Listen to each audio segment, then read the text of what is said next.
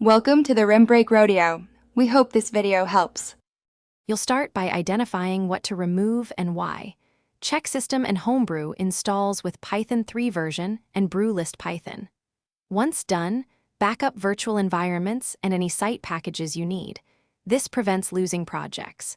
Make sure to close terminal windows and stop apps that use Python so files aren't locked. You're focusing on actionable checks now.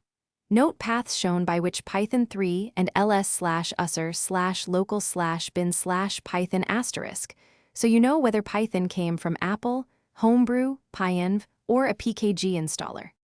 Now remove the actual installations. If Homebrew installed Python, run brew uninstall ignore dependencies Python at 3x and then brew cleanup. This removes executables and links. If you used Pyenv, run Pyenv uninstall version and then Pyenv rehash to clear shims. For Apple or PKG installs, carefully remove /library/frameworks/python.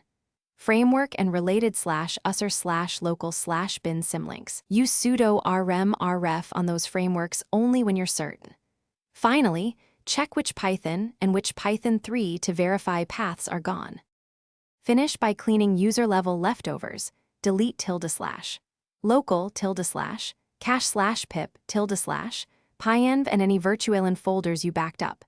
Edit shell files like /, bash profile or /, zshrc to remove exported path entries pointing to removed Python locations, then restart your shell and run which Python 3 and Python 3 version to confirm absence.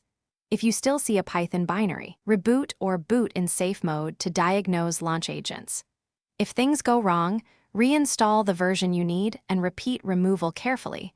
This often clears hidden symlinks or path entries. Thanks for watching. Consider subscribing if we helped you.